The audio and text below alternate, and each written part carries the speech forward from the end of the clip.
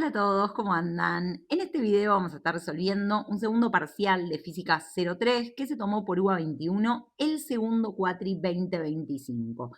En particular, el tema que yo voy a estar resolviendo ahora, hoy en este video, tiene únicamente dos ejercicios. Este es el punto 1 y después, segunda mitad del video, vamos a estar resolviendo el ejercicio 2, pero que tienen un montón de ítems y que van mezclando, o sea, van a ver que en los ejercicios nos aparecen de forma mezclada todos los temas que nosotros fuimos viendo a lo largo de este segundo parcial. O sea, a diferencia de otros temas, no es que hay un ejercicio de tiro oblicuo, un ejercicio para resolver con trabajo y energía, por ejemplo. No, directamente todos los temas que fuimos viendo a lo largo del segundo parcial aparecen ahí mezclados en estos dos ejercicios, así que por eso me pareció que estaba muy bueno como un tema así para que resolvamos juntos en video completo.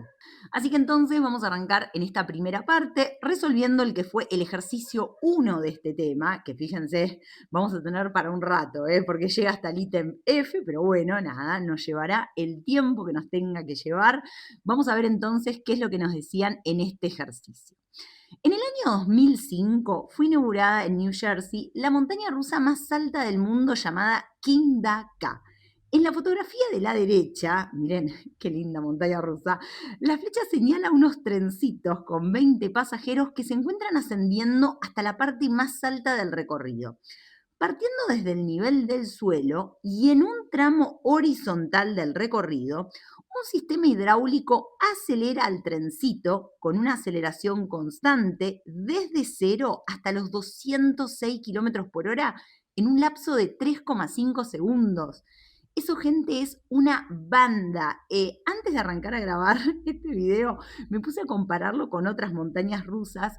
Posta que es un montón. Igual, nada, spoiler, esta montaña rusa, les cuento, hay dato para la vida, esta montaña rusa ya no está más. En 2024 la demolieron, pero bueno, esto es muy común en los parciales, vieron, de Física 03 por UBA 21, que primero nos ponen todo la intro con alguna historia o algo así, que fíjate que yo de toda esta información que me dieron, hubo un par de cosas que las fui a ir remarcando, porque son las cosas que a mí ahora me van a interesar para armarme mi esquema de la situación, o sea, para decir, sí, está bien, todo esto es en el contexto de una montaña rusa, qué sé yo, pero a mí hay un par de cosas que no me interesan, no sé, el año 2005, New Jersey, eso no me importa, pero hay acá un par de datos que sí son los que yo ahora voy a usar para resolver el ejercicio. Y lo primero, antes de meternos con las preguntas, quiero que entendamos bien qué es lo que parece estar haciendo esta montaña rusa, porque fíjate, o sea, eso va a ser clave, o sea, entender qué es lo que hace.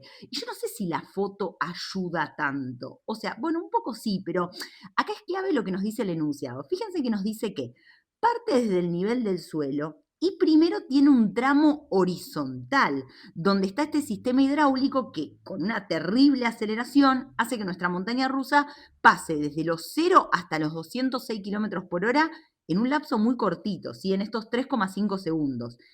Y aparentemente a partir de ahí empieza a subir, o sea, ahí es cuando después viene, o sea, después de este tramo horizontal, empieza a ascender hasta la parte esta más alta del recorrido, que bueno, ahora después nos vamos a enterar en los distintos ítems hasta dónde llega, o sea, qué tan alto es esto. Pero esto no es tan obvio, o sea, todo este análisis que yo estoy haciendo al principio, me parece que hubiera estado bueno también aclararlo un poquito mejor en el enunciado. O sea, yo viendo todo esto, lo que estoy interpretando entonces es lo siguiente. Nuestra montaña rusa tiene primero un tramo horizontal donde, como decíamos, en una cierta, desde donde arranca, primero parte acá, desde los 0 kilómetros por hora, bueno, después recorre un cierto tramito y alcanza los 206, ¿era, no? Sí, 206 kilómetros por hora. Esto ya sabemos que todo este tramo lo hace en estos 3,5 segundos. Bueno, eso obviamente después lo vamos a usar. Y después a partir de acá, bueno, ahí arranca su ascenso, ¿sí? Y esta altura va a ser bastante grande, de hecho por muchos años fue la montaña rusa más alta del mundo. Pero esto, o sea, esta sería como la idea. Y hacer este análisis, gente, al principio es clave. O sea, antes de meterme en las preguntas, yo tengo que entender bien qué es lo que está pasando. Entonces, entre lo más o menos la redacción acá del enunciado y este dibujo, bueno, clave esto, ¿no? Tramo horizontal, bueno, yo deduje que esto era lo que estaba ocurriendo con la montaña rusa. Entonces, una vez que entendí bien eso, ahora sí, vamos a empezar con el ítem A de todos estos ítems. En el ítem A nos dicen, ¿a qué valor de aceleración se ven sometidos los pasajeros al inicio del recorrido? ¿Sí? Bueno, ¿cómo vamos a hacer entonces para responder esa pregunta? Acordate que a nosotros nos decían aceleración constante, ¿eh? O sea, estamos asumiendo aceleración constante. Así que, ¿cómo podemos hacer para averiguar cuál es esta aceleración constante? Vamos a tener que usar la definición de aceleración, ¿no? O sea, cuando nosotros pensamos en aceleración, estamos pensando en una variación de velocidad en un cierto intervalo de tiempo, ¿no? Que muchas veces también lo escribimos así, velocidad final menos velocidad inicial sobre tiempo final menos tiempo inicial. O sea, en un cierto intervalito de tiempo, que yo llamo a uno tiempo final y a otro tiempo inicial, si yo conozco las velocidades en cada uno, bueno, perfecto, conozco entonces cuánto varió la velocidad en ese intervalo de tiempo y esa es la aceleración, que en particular acá estamos asumiendo que es la misma durante todo este recorrido. Durante el recorrido horizontal, durante esta partecita. Después seguramente pasarán muchas cosas más locas cuando la montaña rusa siga avanzando. Pero acá te das cuenta que entonces, básicamente, está bien, ok, para calcular la aceleración yo necesito calcular una variación de velocidad, o sea, conocer cuánto varió la velocidad en un cierto intervalo de tiempo. Y eso es exactamente lo que nosotros conocemos. Fíjate que yo sé que la velocidad varió 206 kilómetros por hora porque pasó o sea, sería 206 la final y 0 la inicial. Bueno, listo, perfecto. Varió 206 kilómetros por hora en un intervalo de tiempo de 3,5 segundos. Ahora, como siempre, fíjate que si yo acá reemplazo, pongo 206 kilómetros por hora y acá 3,5 segundos, bueno, obviamente esto a mí no me gusta nada. ¿Qué es lo que no me gusta? No me gusta tener esta velocidad en kilómetros por hora. Como siempre nos pasa, bueno, esta velocidad en kilómetros por hora la vamos a tener que pasar urgentemente a metros segundos. Entonces, pasamos entonces 206 kilómetros por hora, lo paso a metros segundos, para eso dividimos por 3,6, o sea, hago 206 dividido 3,6, todo el camino largo lo vimos al principio de la materia, pero quizá ya vos para esta altura ya directamente estás haciendo, para pasar de kilómetros por hora a metros por segundo, dividís por 3,6, ¿sí? Entonces, haciendo eso, yo esa cuenta la hice recién y me dio, con un montón de decimales, me dio 57,2222 y siguen, metros segundos. Consejo, como siempre te digo acá en los parciales por UBA 21, todo lo que son resultados intermedios, no escatimes al redondear, no te quedes con pocos decimales, no digas, bueno, listo, ya está, 57 metros segundos. Porque por ahí, por redondear de más antes de tiempo, después es muy fácil en algunos ejercicios salirse del margen de error. Así que entonces mi consejo es quedémonos con una cantidad de decimales, no te digo tampoco un montón, pero una cantidad manejable. No sé, por ejemplo, yo voy a cortamos acá, ¿te parece? Mira, 57, y le dejamos uno más, 222. Fíjate que acá me estoy quedando con un montón de cifras significativas, ¿eh? O sea, me estoy quedando con 5 cifras significativas, pero no importa, porque esto no es un resultado que yo tengo que reportar. Entonces, en los resultados intermedios que yo sé que después voy a ir arrastrando, tratémonos de quedarnos, obviamente no voy a arrastrar infinitos decimales como ellos ponen muchas veces en las claves de corrección. No sé si vieron que te ponen así, como con los puntos suspensivos. Bueno, no, pero yo tengo que hacer las cuentas, yo tengo que arrastrar este número. Así que entonces, bueno, me quedo así, ¿les parece? 57,222 metros segundos, ¿sí? Bueno, perfecto, ya tenemos entonces esta velocidad en metros por segundo, entonces ahora para calcular la aceleración yo voy a hacer 57,222 metros segundos dividido 3,5 segundos, ¿sí? Entonces, cuando hacemos esta cuenta, hacemos ahora esta división, eso nos da de nuevo con un montón de decimales, ¿sí? Yo ahora lo voy a ir anotando acá, me queda 16,3491, siguen los decimales, metro segundo cuadrado, ¿sí? Bueno, perfecto. Esta es la aceleración. Este es un valor que yo ahora sí tengo que reportar, es la respuesta del ítem A, así que entonces ahora, ¿cómo voy a reportar esta respuesta? Bueno, me tengo que quedar con 3 cifras significativas. Entonces hago 1, 2, 3. Listo, acá ya tengo 3 cifras significativas. Ahora me fijo, como este 4 es un número menor que 5, entonces listo, este lo dejo igual, no le tengo que sumar 1. Listo, ya está. Entonces, el resultado que yo reporto ahora en el ítem A es 16,3 metros segundo cuadrado, ¿sí? Esto ya es respuesta para reportar con 3 cifras significativas, respuesta del ítem A. Muy bien, perfecto. Vamos a seguir entonces con ítem B. En el ítem B nos dicen lo siguiente: ¿qué distancia recorre el trencito mientras acelera? O sea, en este tramo donde está acelerando, que ya sabemos que tiene esta aceleración que calculamos recién, que además es constante porque nos lo decía el enunciado, bueno, ¿cuál es esta distancia? ¿Cuál es esta distancia que recorrió en estos 3,5 segundos? Bueno, gente, estamos frente a un típico problema de MRV. El trencito en este recorrido, o sea, en todo este pedazo, estuvo haciendo un tramo rectilíneo con una aceleración constante, ¿sí? Estamos ante un típico caso de MRV. Entonces, fíjate lo siguiente. Si yo pongo acá, vamos a poner acá ítem B, ¿no? Yo pongo acá mi origen, 0 metros, lo voy a poner acá, ¿sí? Donde el trencito parte, o sea, donde la velocidad era 0 kilómetros por hora, que también es 0 metros segundos, o sea que la velocidad inicial sería 0 metros segundos. El trencito empezó a avanzar, avanzar, avanzar, y 3,5 segundos más tarde está acá en alguna posición que yo no conozco cuántos metros son, pero lo que sí sé, bueno, sé que o sea, llegó a esta posición 3,5 segundos más tarde y la velocidad que tenía en ese momento eran estos 57,222 metros segundos, ¿sí? Entonces, ¿cómo podemos hacer para averiguar cuál es esta distancia? Bueno, no hay un único camino. Uno, por ejemplo, que a mí se me ocurre, es nos armamos la ecuación que nos habla de la posición en función del tiempo y evaluamos esta ecuación en qué instante de tiempo. En 3,5 segundos, porque yo sé que acá esta posición llegó a los 3,5 segundos, ¿sí? Entonces, ¿cómo nos armábamos la ecuación de posición en función del tiempo para un MRV?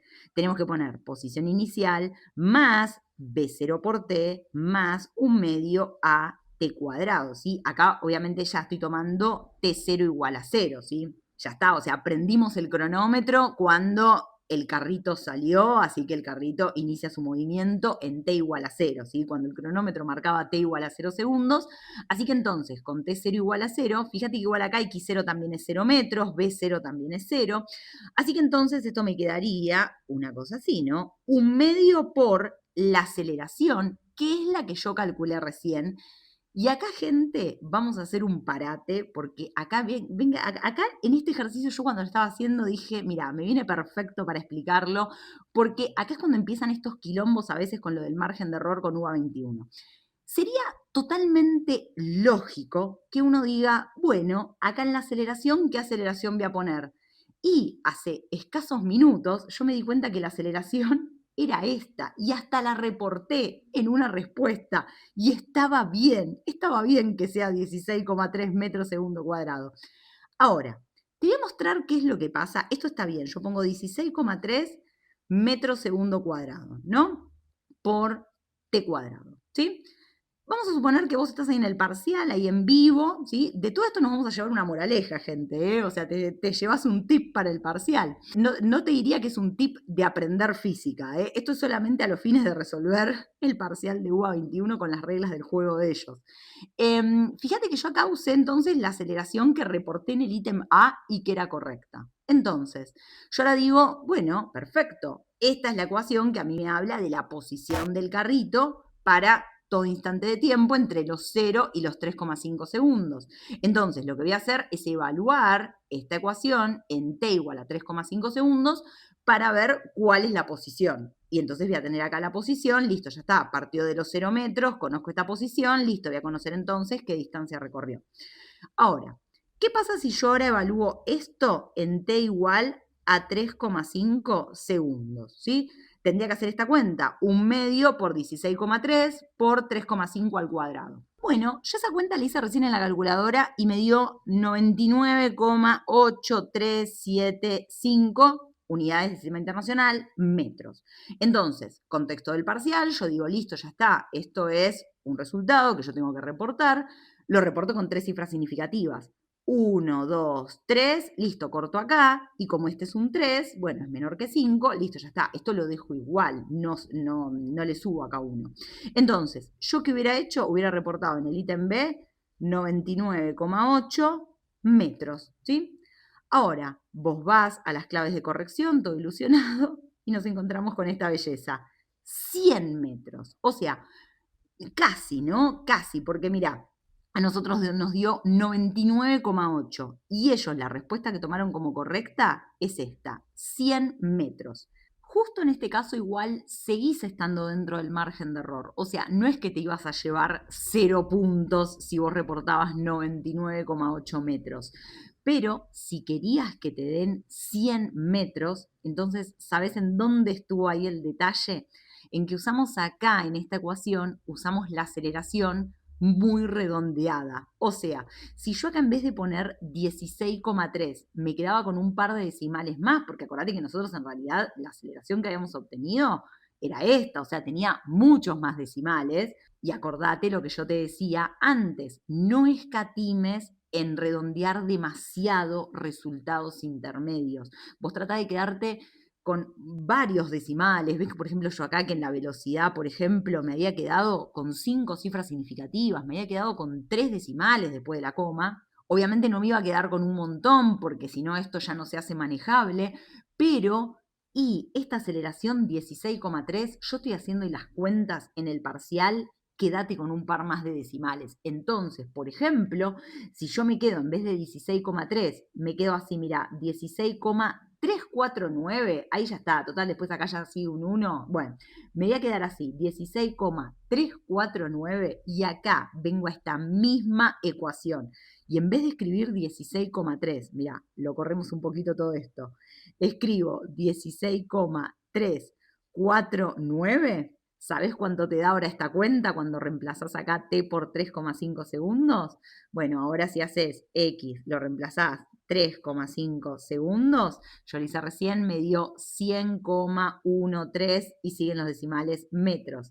Entonces, si yo ahora quiero reportar esta respuesta con 3 cifras significativas, hago 1, 2, 3, listo, corto acá. Y como este es un 1, lo dejo igual.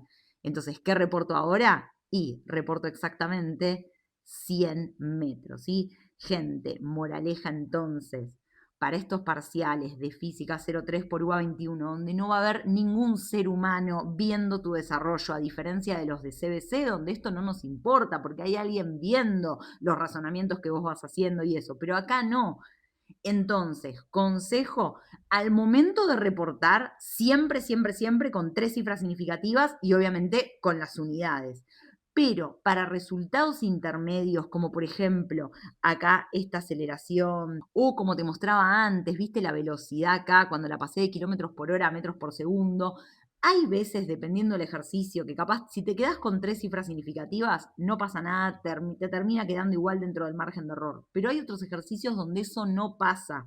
Entonces, por eso, consejo, ¿sí? Vamos a quedarnos con un par más de decimales, un par más que 3 cifras significativas en todos los resultados intermedios que vayamos usando. Por eso quería aprovechar para mostrarte acá, por ejemplo, qué es lo que pasaba si vos usabas la aceleración que habías reportado en el ítem A versus si usabas esa aceleración con un par de decimales más. Solamente quedándote con 2 cifras significativas más, ya caías perfecto, hermoso en la respuesta de las claves de corrección.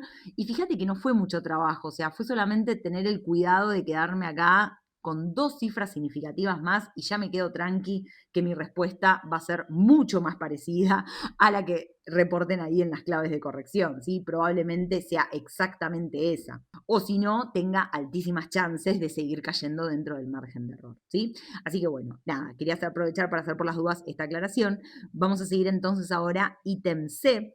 En el ítem C, ¿qué es lo que nos dicen? Suponiendo la ausencia de fuerzas no conservativas, ¿cuál es la máxima altura que teóricamente podría alcanzar el trencito?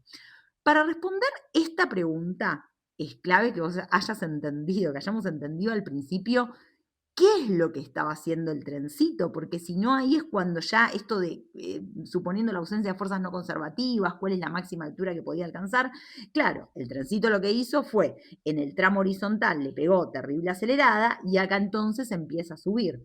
Lo que a mí me están preguntando acá en el ítem C es, bueno, suponete que en todo este tramo no hay fuerzas no conservativas, o sea, no hay rozamiento. Bueno, esta altura, ¿cuál sería? ¿Cuál sería esta máxima altura hipotética que podría alcanzar? Entonces, la pregunta es ahora, con todo lo que nosotros vimos en el segundo parcial, ¿qué es lo que a mí me podría ayudar para encontrar cuál es esta altura? Entonces, para eso me voy a ir acá, voy a hacer de nuevo un esquemita. Mira, yo acá terminé en este punto, justo antes de que empiece a subir, nuestro muñequito, sí, va, nuestro muñequito no, nuestra montaña rusa, nuestro carro con los 20 pasajeros, estaba yendo a una velocidad, estaba acá al nivel del suelo y estaba yendo con una velocidad, estos 206 kilómetros por hora, que nosotros lo habíamos pasado a metros segundo y nos había dado 57,222 metros segundo, ¿sí?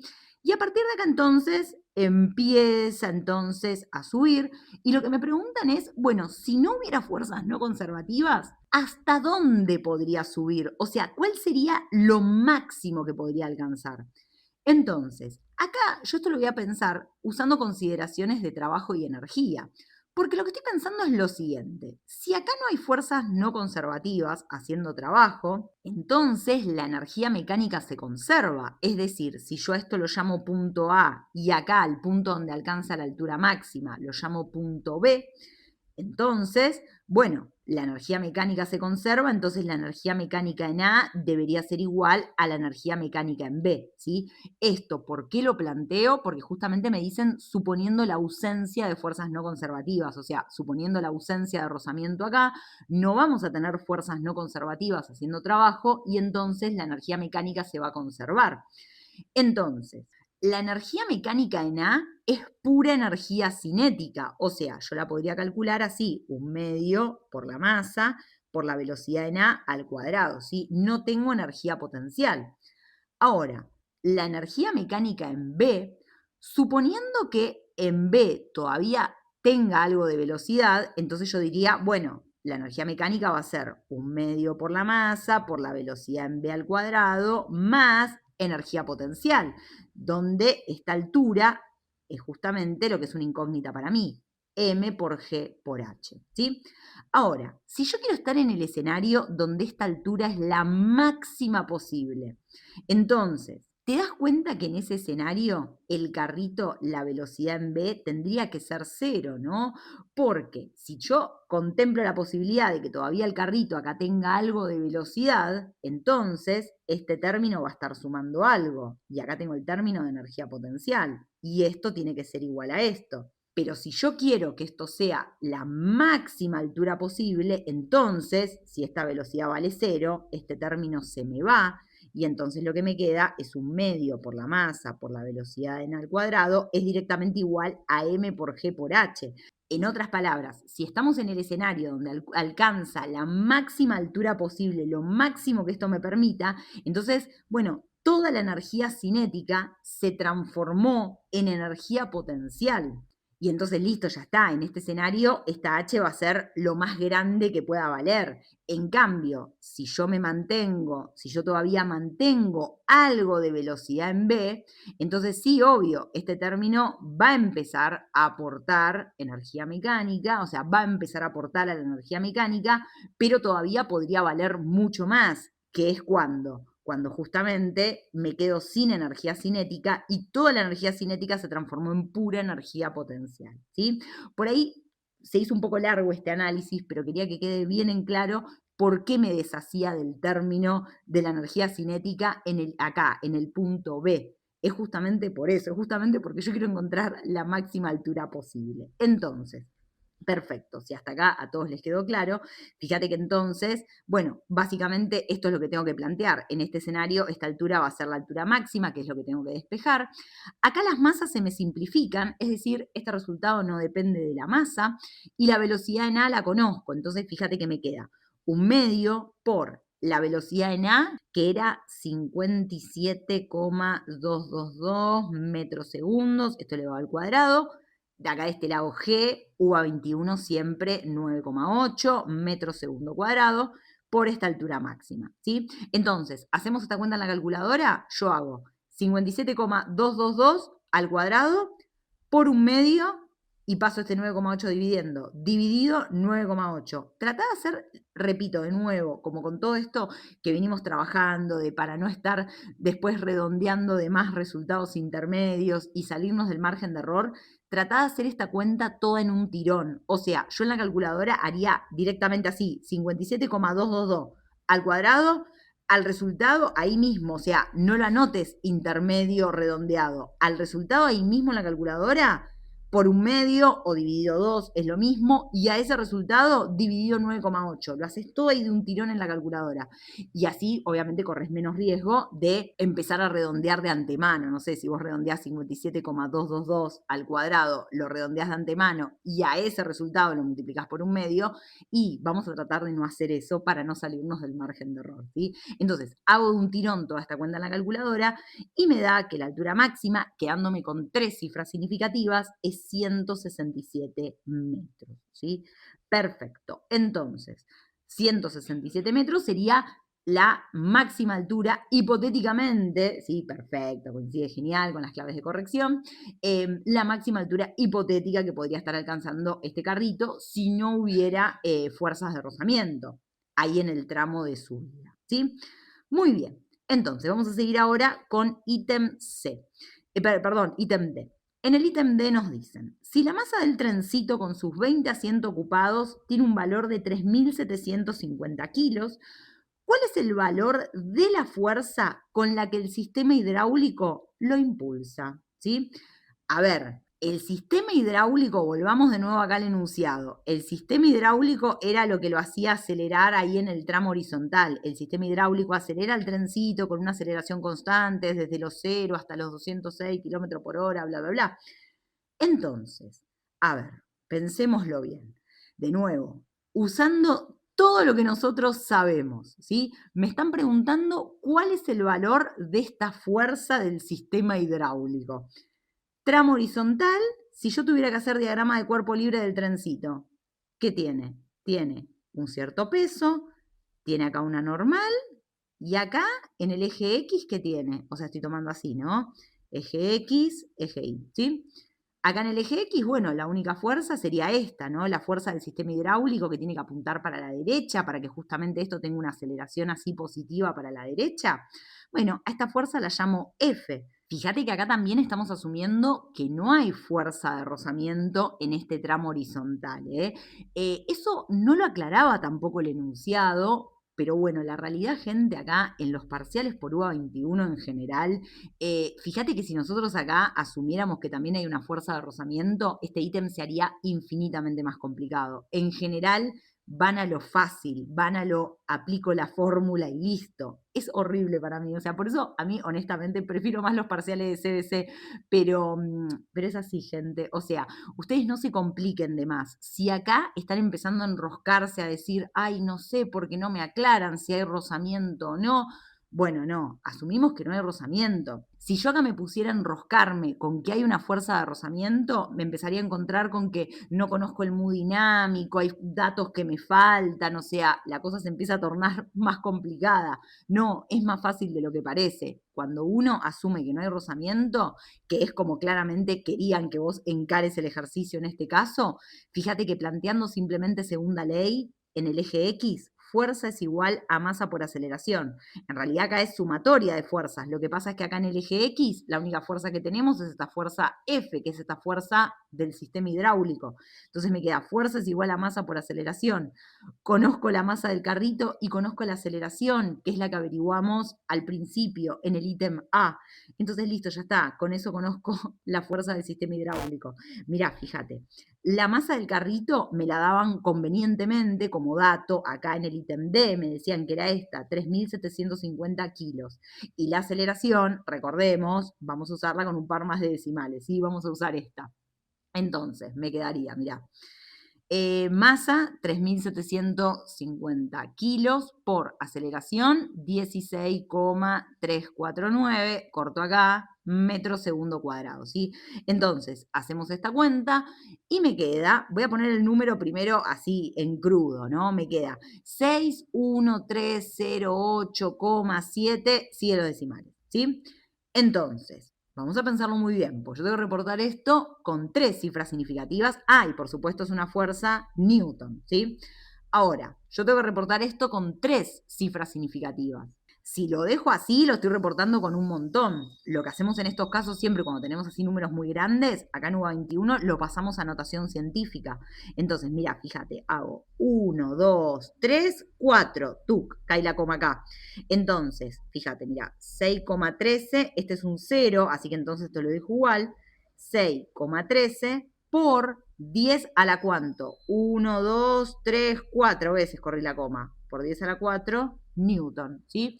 Entonces, perfecto. Esto es lo que yo reporto en el ítem D. 6,13 por 10 a la 4 Newton, ¿sí? Esta es la respuesta, que acá, fíjate, aparte coincide perfecto acá. Aclaro por las dudas, porque hice la prueba, si vos acá usabas la aceleración redondeada, como la habíamos puesto en el ítem A, caías dentro del margen de error, pero te restaban medio punto. O sea, está bien, no te ibas a llevar 0 puntos, pero es una pena, ¿sí? Como te decía, era solamente quedarte con un par más de decimales acá en la aceleración, ¿sí? Nada, por las dudas, seguimos con lo mismo, pero para que te lo lleves ahí bien de moraleja para el parcial, como te decía, no moraleja para la vida, porque eso no es física, es nada, acomodarnos a las reglas del juego del parcial de UA 21, al menos como toman el margen de error al momento que yo estoy grabando este video, ¿sí? Muy bien, entonces, vamos a seguir ahora entonces con el ítem E. En el ítem E nos dicen, bueno, en la realidad el punto más alto de esta montaña rusa tiene una altura de 139 metros por encima del nivel del suelo. Entonces, suponiendo nuevamente la ausencia de fuerzas no conservativas, ¿con qué velocidad el trencito pasa por el punto de mayor altura? Es decir, acordate que nosotros, cuando habíamos pensado esto, cuál era la máxima altura hipotética que podía alcanzar, nosotros dijimos, bueno, la máxima altura, la máxima que podría alcanzar, bueno, para eso tuvimos que asumir que acá por el punto B pasaba con velocidad cero, entonces nos había dado una altura de 167 metros. Bueno, claramente, cuando llega al punto B, en realidad no tenía velocidad cero. Por eso la altura, en realidad, la altura posta a la que llega es menor, es 139 metros. Entonces lo que me preguntan es, bueno, ¿cuál es la velocidad entonces del trencito cuando pasa por este punto? Es decir, fíjate que conectándolo con lo que nosotros habíamos hecho en el punto C, básicamente lo que yo ahora tengo que hacer es planteo de nuevo conservación de la energía mecánica, porque me dicen en ausencia de fuerzas no conservativas, con la diferencia que yo ahora no asumo que la velocidad en B es cero. Ahora la velocidad en B es una incógnita para mí, y esta altura, ojo, porque es la altura posta que alcanza el trencito en ese punto, que son estos 139 metros que me decían ahí en el ítem E, ¿sí? Así que entonces vamos a plantear esto y vamos a despejar velocidad en B, ¿sí? Entonces, de nuevo, ítem E, planteamos conservación de la energía mecánica. Energía mecánica en A es igual a la energía mecánica en B. La energía mecánica en A es pura energía cinética, un medio por la masa del carrito por la velocidad en A al cuadrado. Y si quieren ya vamos reemplazando acá. La masa del carrito eran 3.750 kilos. La velocidad en A eran estos 57,222 metros segundos y lo elevamos al cuadrado. Y esto es igual a energía cinética en B, donde, bueno, me quedaría un medio por 3.750 kilos por la velocidad en B al cuadrado, esto es una incógnita, más el término de energía potencial, que es M por G por H, y esto lo tengo que seguir haciendo más chiquitito porque no me va a entrar, masa 3.750 kilos por G, 9,8 metros segundo cuadrado, y lo tengo que seguir haciendo más chiquito todavía. Ahí va. Por esta altura, que eran estos 139 metros, ¿sí? Entonces, tengo de acá una ecuación de donde tengo que despejar esto, la velocidad en B. Fíjate por las dudas, como siempre, tengo todas las unidades en el sistema internacional, tengo la ecuación correctamente planteada, no hay ninguna chance de que esta velocidad me dé en otras unidades que no sean, ¿cuáles? Metros segundo, ¿sí? Entonces, ¿qué es lo que hay que hacer ahora? Hay que hacer todo este choclazo de cuenta. O sea, mirá, esto lo paso restando para el otro lado, entonces voy a hacer en la calculadora esto menos esto, y a ese resultado dividido esto de acá, y después le aplico raíz cuadrada. ¿Me seguiste? ¿Sabes por qué te digo todo eso? Porque yo toda esta cuenta la haría de un tirón en la calculadora, por lo mismo que te decía antes, porque si vos empezás a hacer estas cuentas de a pedacitos y decís, hago esto, redondeo este resultado, hago esto, redondeo este resultado, hago la resta, redondeo, empezaste a redondear tanto que en un parcial de CBC, que un ser humano te está corrigiendo del otro lado, no hay problema. Pero acá corres riesgo de salirte del margen de error cuando después reportes la velocidad en B. Entonces yo haría toda esta cuenta de un tirón. Si me fuiste siguiendo con el despeje, hacemos eso. Yo le hice todo un tirón en la calculadora y a lo que llegué es que la velocidad en B me dio 23,451, siguen los decimales, metros segundo, ¿sí? Entonces, resultado a reportar, me tengo que quedar con 3 cifras significativas. Entonces hago 1, 2, 3, listo, corté acá. Pero como este es un 5, le sumo 1. Entonces, o sea, acá en vez de un 4, voy a poner un 5. Entonces me quedaría que la velocidad en B es 23,5 metros segundo, ¿sí? Y esto entonces es lo que yo reporto en el ítem E. Esta es la velocidad ahí en ese punto más alto cuando tenía 139 metros. Muy bien, llegamos entonces, último ítem, gente, ya casi estamos. Tenemos por acá ítem F. En el ítem F nos dicen, si la masa del trencito con sus 20 asientos ocupados tiene un valor de 3.750 kilogramos, sí, está bien, era un dato que ya nos habían dado antes, no importa, nos lo vuelven a decir. ¿Con qué valor de potencia el sistema hidráulico impulsa al trencito? Acordate, el sistema hidráulico es esa fuerza F que estaba actuando ahí en la parte horizontal. Entonces, para eso, vamos a hacer esquemita y vamos a ver bien qué datos tenemos, ¿sí? Tenemos acá el tramo horizontal, que te acordás que el tramo horizontal partía acá desde los 0 metros y llegaba acá a los 100,1, serían los decimales, metros. O sea que en definitiva, todo el tramo horizontal, esto creo que había sido, si no me equivoco, lo que habíamos hecho en el ítem B, ¿sí? Que habíamos averiguado toda esta distancia. Entonces, acá en el tramo horizontal tenemos en el eje X a esta fuerza F, ¿sí? Que está haciendo un cierto trabajo. Y justamente lo que a mí acá me preguntan es por la potencia. Es decir, tenemos que relacionar el trabajo que hizo la fuerza F con el tiempo que le llevó a hacerlo. ¿Y cuánto tiempo le llevó? ¿Te acordás que este tramo lo había hecho en 3,5 segundos? Así que en definitiva, si yo quiero calcular la potencia entregada por esta fuerza F, lo que tenemos que ver es cuál es el trabajo de la fuerza F en módulo, igual en particular en este caso va a ser positivo, dividido estos 3,5 segundos. Entonces, para calcular el trabajo de esta fuerza F, ¿cómo hacemos eso? Tenemos que tener en cuenta quién es la fuerza F por la distancia en la cual estuvo actuando. Entonces, el trabajo de la fuerza F, que en particular en este caso es positivo, porque la fuerza F apunta para la derecha y el trencito se está moviendo para la derecha también, lo vamos a calcular como fuerza F por la distancia. Entonces, de nuevo, fuerza F, nosotros la reportamos ahí en alguno de los ítems. No voy a poner el valor recontra redondeado que fue, mirá, este de acá. No, vamos a ponerlo, ¿dónde estaba? A ver, acá está. Mirá, ¿te acordás que la fuerza F, acá lo estábamos pasando a notación científica? Ok, yo lo reporté así, pero ahora acá, para esta cuenta, y por lo menos me voy a quedar con todas estas cifras significativas. Fíjate que como este es un 7, entonces acá le sumo 1, así que yo usaría 61.309 newton. Y lo mismo con la distancia. Creo que si no me equivoco, nosotros habíamos reportado 100 metros, pero el resultado nos había dado, bueno, 100,13, bueno, no sé, usemos si querés 100,1 o 100,13.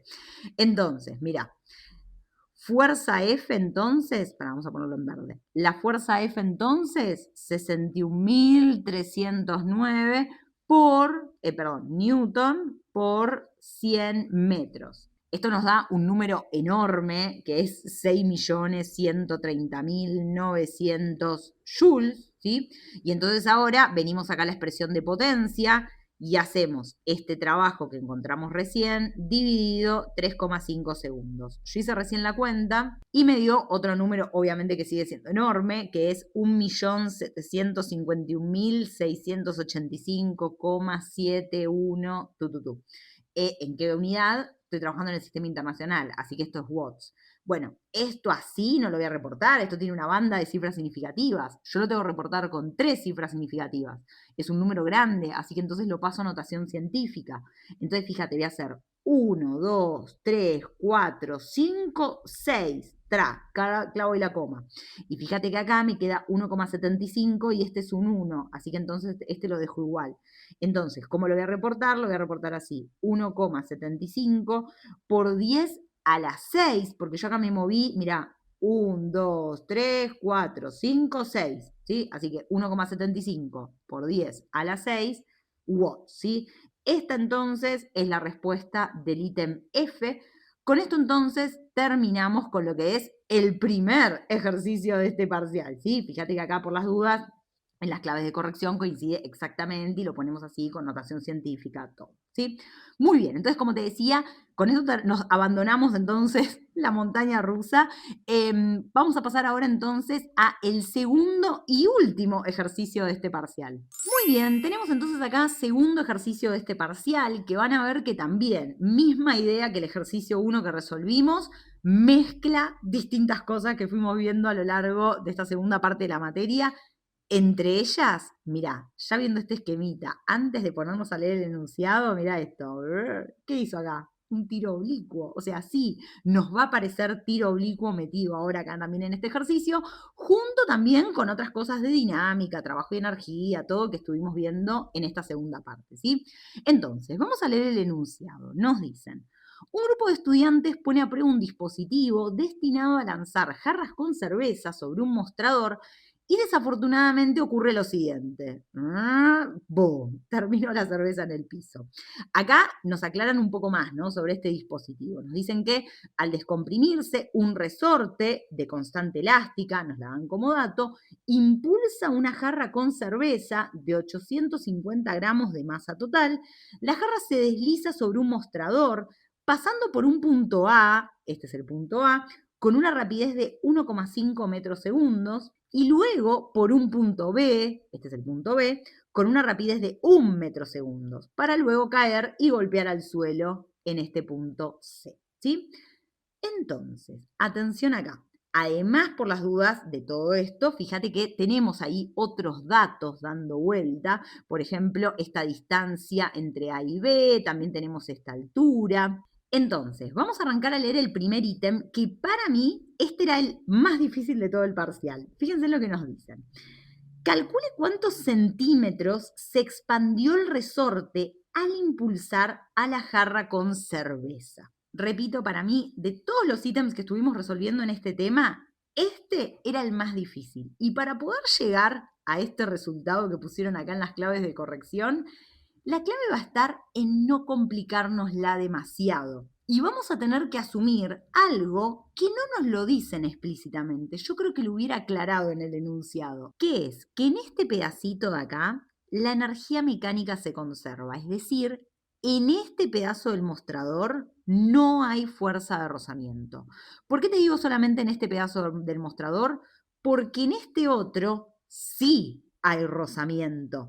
¿Cómo te podés dar cuenta de eso y que no hay dudas de que entre los puntos A y B sí hay rozamiento?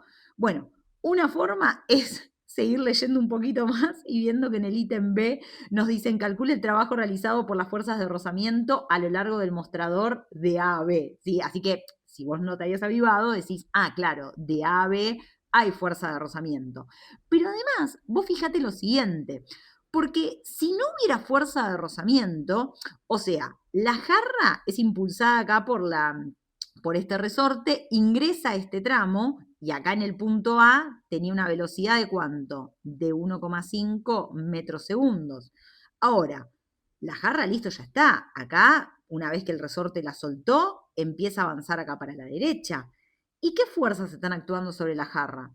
Si no hubiera rozamiento, las únicas fuerzas serían estas. Peso normal, y acá en el eje X no habría ninguna fuerza, ¿no? O sea, esto parte con una cierta velocidad inicial y no tengo fuerzas acá en el eje X.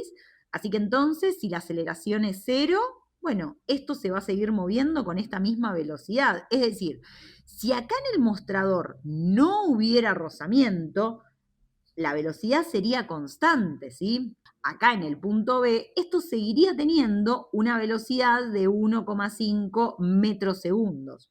Si no la tiene, porque justamente acá la velocidad en el punto B era de 1 metro segundo, o sea, se está frenando. ¿Por qué? Porque claramente tiene que haber entonces alguna fuerza que esté frenando a nuestra cerveza. Esa fuerza, ay, copié algo, bueno, espera, esa fuerza es justamente la fuerza de rozamiento, ¿sí? Entonces, vos acá, seguro viendo la situación, te podés dar cuenta que, claro, sí, en el mostrador, entre A y B, seguro tiene que haber fuerza de rozamiento actuando. Está frenando a la lata de cerveza. Y de hecho, después en el ítem B me piden justamente calcular el trabajo de esta fuerza de rozamiento.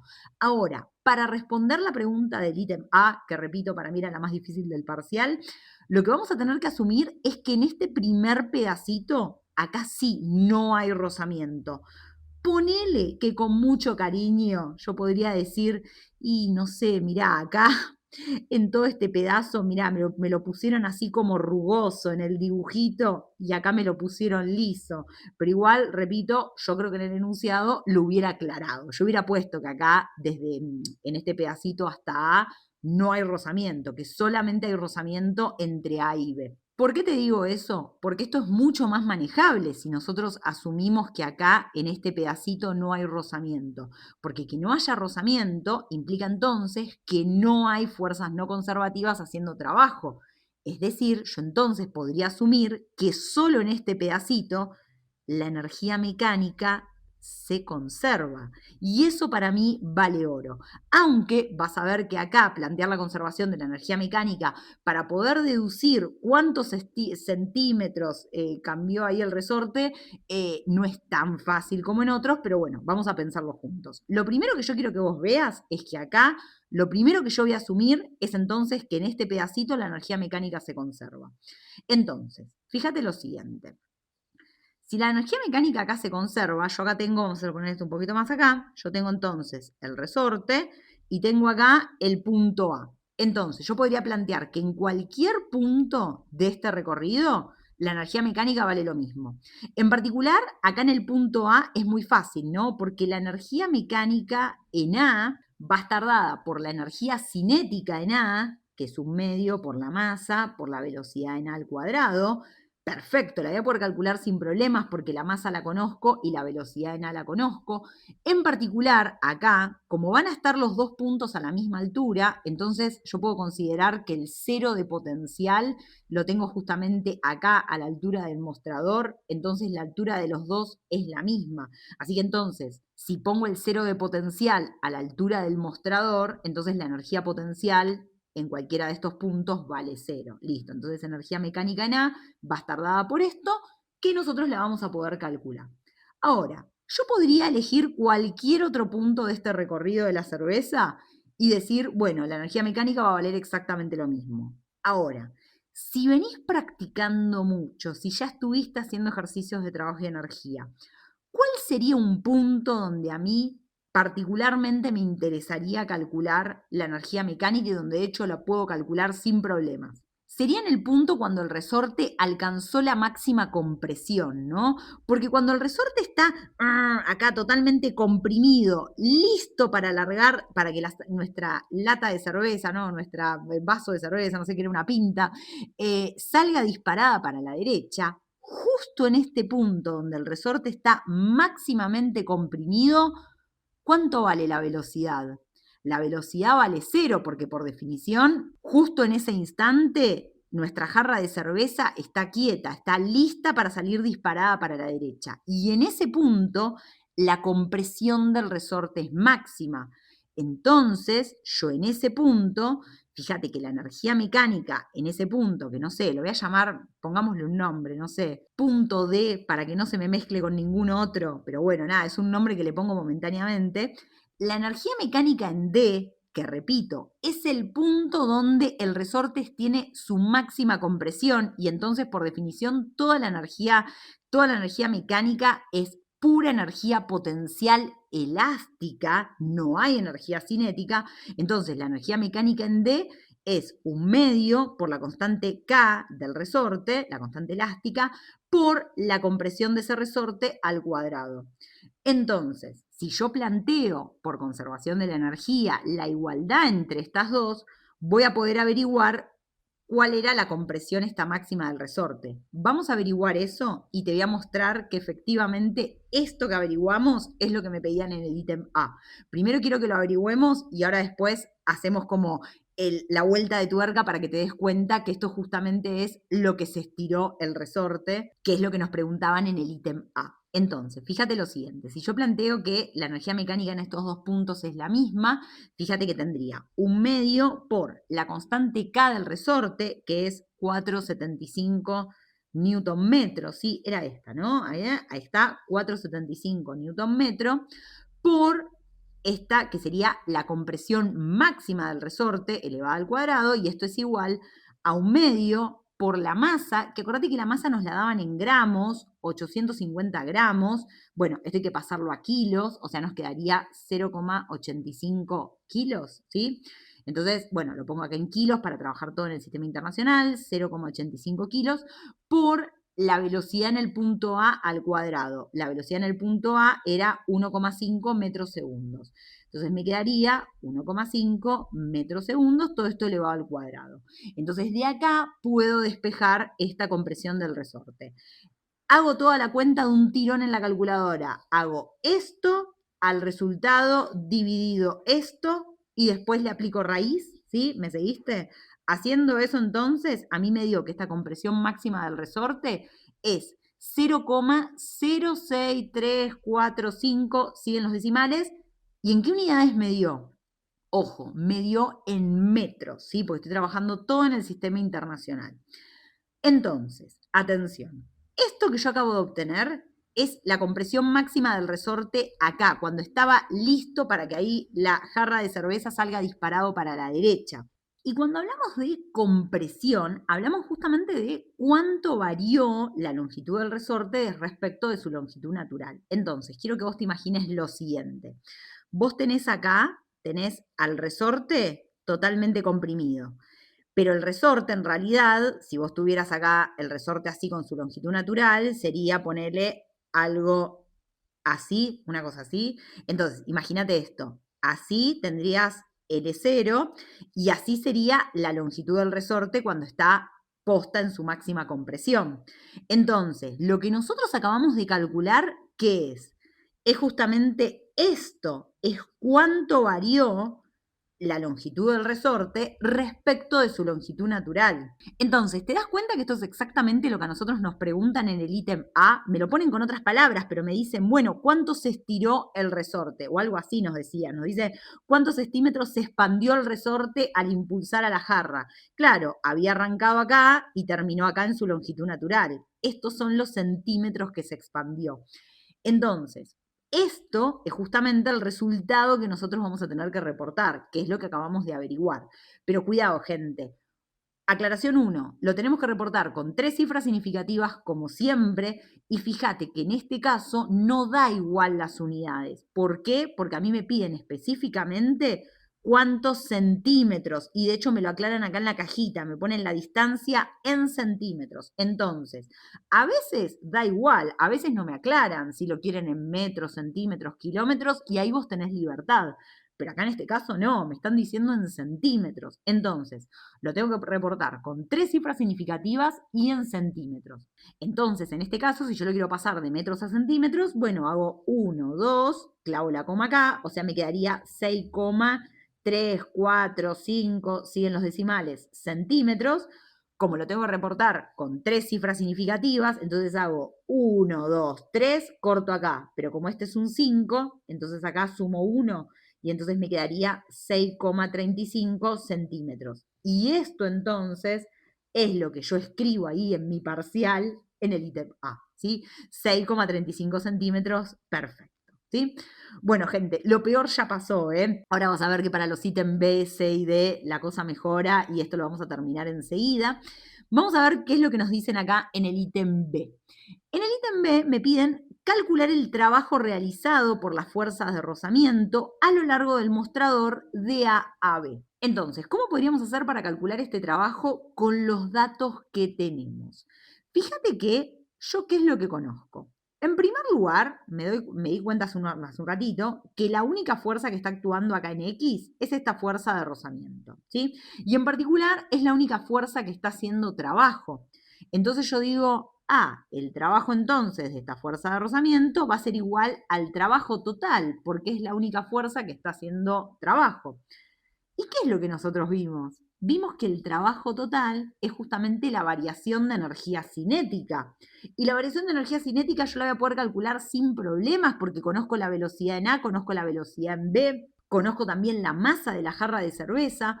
Así que entonces, planteando que el trabajo de la fuerza de rozamiento es igual al trabajo total, y este trabajo total lo puedo calcular como la variación de energía cinética, entonces voy a obtener el trabajo de la fuerza de rozamiento, ¿sí? Entonces, con esa estrategia en mente, vamos por ese lado. Entonces, para el ítem B, trabajo total, yo sé que es igual a la variación de energía cinética, o sea, energía cinética final menos energía cinética inicial. En este caso, mi final, entre comillas, sería B y mi inicial sería A, ¿sí? Entonces, fíjate, el trabajo total, que coincide con el trabajo de la fuerza de rozamiento, va a salir de hacer 1/2 por la masa, por la velocidad en B al cuadrado, menos 1/2 por la masa, por la velocidad en A al cuadrado. Entonces, reemplazando acá por todos los datos que tenemos, masa, acordate, en kilos, ¿sí? 0,85 kilos. Velocidad en B y velocidad en A. Entonces yo reemplazate todo eso, hacemos la cuenta, yo la hice recién y me dio, quedándome con 3 cifras significativas, menos 0,531. ¿Y en qué unidades? Unidades de trabajo en el sistema internacional, joules, ¿sí? Fíjate a una aclaración, tiene sentido, ¿no? Que este trabajo me haya dado negativo, porque claro, la fuerza de rozamiento apunta para la izquierda, pero esto se está moviendo para la derecha.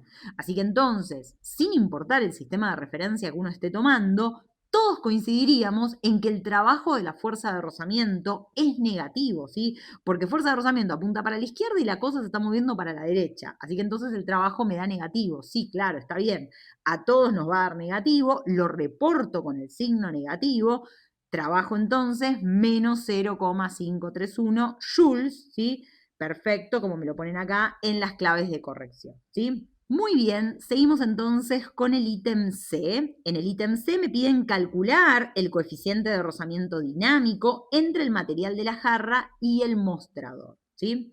Entonces, de nuevo, usando todo lo que sabemos, usando nuestra cajita de herramientas, ¿cómo podríamos hacer para calcular este coeficiente de rozamiento dinámico, el mu dinámico? Bueno, ¿dónde me aparece a mí el mu dinámico? Me aparece cuando quiero calcular cuánto vale esta fuerza de rozamiento.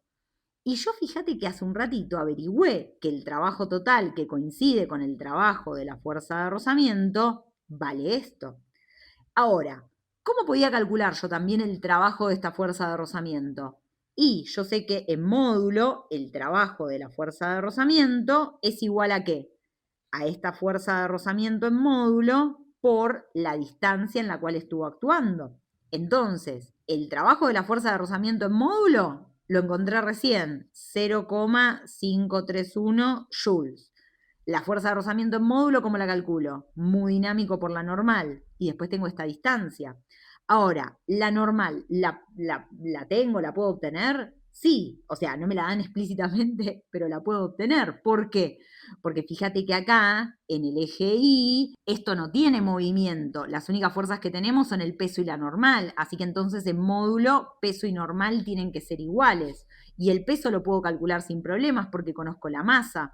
Entonces, si yo hago 0,85 kilos, que era la masa de esta cosa en kilos, por G, 9,8, bueno, perfecto. Obtengo entonces el peso, que yo esa cuenta la hice recién y me dio 8,33 newton.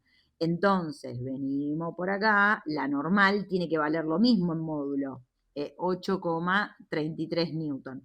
Y esta distancia me la dan como dato, está acá, mirá, perdida por acá, mirá, 2,4 metros. Entonces, perfecto. De acá entonces vamos a tener una ecuación, 2,4 metros. De acá entonces tengo una ecuación para despejar mu dinámico.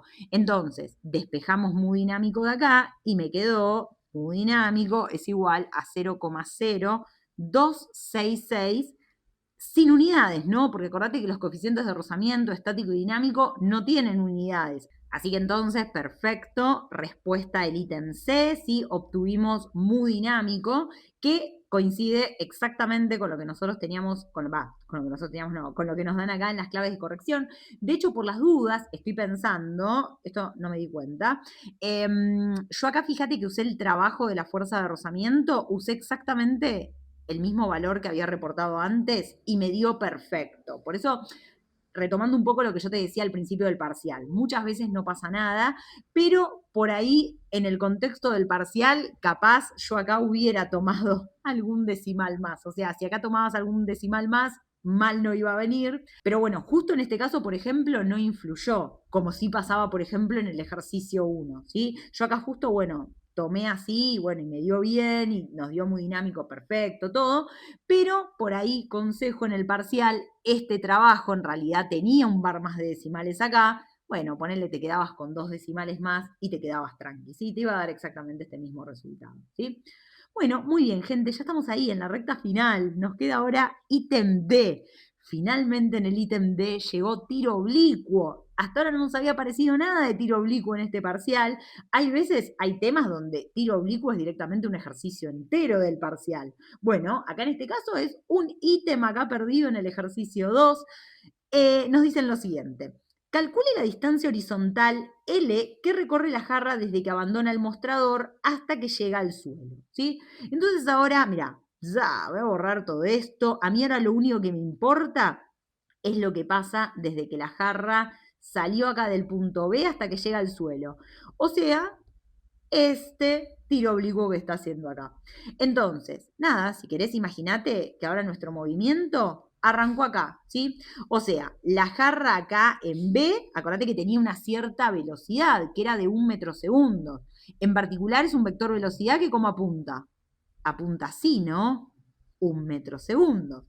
Pero bueno, acá ya entonces queda ahí listo, que tenemos acá aceleración gravitatoria y entonces por eso, como queda libre, esto va a ser un tiro oblicuo. Y lo que me piden calcular es esta distancia L, que sería lo que nosotros muchas veces llamamos el alcance. Entonces, vamos a hacer eso, ¿sí? O sea, listo, estamos acá frente a un típico problema de tiro oblicuo. Bueno, hay gente sin querer, le di al micrófono y no sé cómo se va a escuchar, así que tuve que cortar la grabación. Bueno, ahora sí, ítem D, por las dudas aclaro. Tenemos acá entonces, mira, como siempre, tomamos eje X, eje Y. Fíjate que nuestro tiro oblicuo arranca acá, que es justo donde termina el mostrador, donde esto tiene una velocidad inicial de 1 metro segundo, que tiene únicamente componente en X. ¿Y esta altura cuál es? Mira, si nosotros tomamos 0 metros a la altura del suelo, fíjate que esta altura me la dan, es 0,85 metros. Así que entonces, acá en I, la posición inicial en I es 0,85 metros, ¿sí?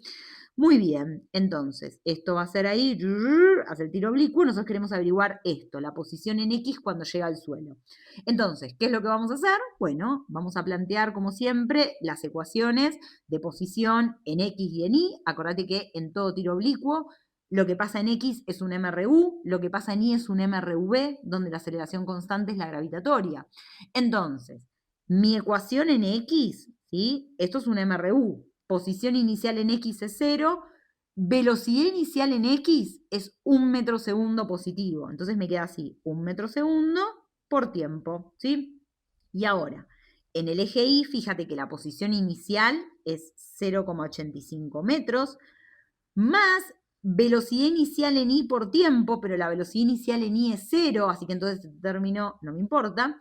Y después me queda más 1/2 por la aceleración, que atención, en nuestro sistema de referencia es negativa, entonces me queda menos 9,8 metros segundo cuadrado por tiempo cuadrado, ¿sí? Esta cuenta, como siempre, ¿no? Ya la hacemos directamente, me queda menos 4,9. Entonces acá directamente pongo así, ¿no? Menos 4,9 y espérate que esto, ahí está, lo juntamos todo, ¿sí? Muy bien, entonces, ¿cómo podemos hacer para averiguar esta distancia en X? Fíjate que cuando llega al suelo, la posición en Y vale 0.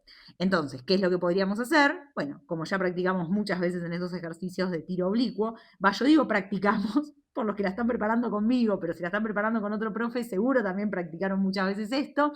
¿Y qué es lo que vamos a hacer? Bueno, vamos a buscar el instante de tiempo en el cual esta jarra llega al suelo, o sea, I vale 0, y después vamos a venir a esta ecuación y nos vamos a fijar cuál es la posición en X en ese instante de tiempo, ¿sí? Entonces, perfecto, planteamos primero, nos fijamos el instante de tiempo en el cual llega al suelo, entonces para eso hago I de t igual a 0, ¿sí? Ecuación correctamente planteada, todas las unidades en el sistema internacional, entonces la escribo directamente sin unidades y ya sé que al despejar ese tiempo me va a dar en segundos. Fíjate que me queda 0,85 menos 4,9 t cuadrado igual a 0, ¿sí? Bueno, tenemos una cuadrática igualada a 0. Una opción sería aplicar la resolvente, obtenemos dos valores de t, solamente nos quedamos con el resultado positivo, el resultado negativo no tiene sentido físico para nosotros, y el resultado positivo es algo así como 0,41649, siguen los decimales segundos. Entonces, este es el instante de tiempo en el cual llega al suelo. Esto a mí no me lo preguntan. Esto es un resultado intermedio que yo ahora voy a tener que venir y reemplazar acá, en la ecuación en X. Entonces, consejo, y me quedo con la mayor cantidad de decimales que pueda, ya fue, yo me quedo con todos estos, total la cuenta ahora va a ser súper fácil. Lo que tengo que hacer ahora es evaluar, fijarme cuál es la posición en X en este instante de tiempo. Bueno, es en este, 0,41649 segundos. Entonces, fíjate que lo que tengo que hacer es 1 metro segundo por este número. Nada, es este número por 1. Entonces, ¿cuánto me da la posición en X? Me da 0,41649 metros, ¿sí? Entonces, ¿qué es lo que hacemos ahora? Me quedo ahora sí con 3 cifras significativas porque este es un resultado que tengo que reportar. Entonces me quedaría 1, 2, 3, listo. 3 cifras significativas, como este es un 4, listo, lo dejo así. Entonces, en el ítem D reportamos esto, 0,416 metros, ¿sí? Esta es entonces esa distancia L, ahí va, esta distancia L entonces es 0,416 metros. Con esto, gente, oficialmente terminamos con este parcial. Espero que te haya servido. Como siempre, si querés bancar esto que hago, no te olvides de suscribirte al canal. Me puedes seguir también en Instagram, en TikTok y te mando muchísima suerte para este segundo parcial.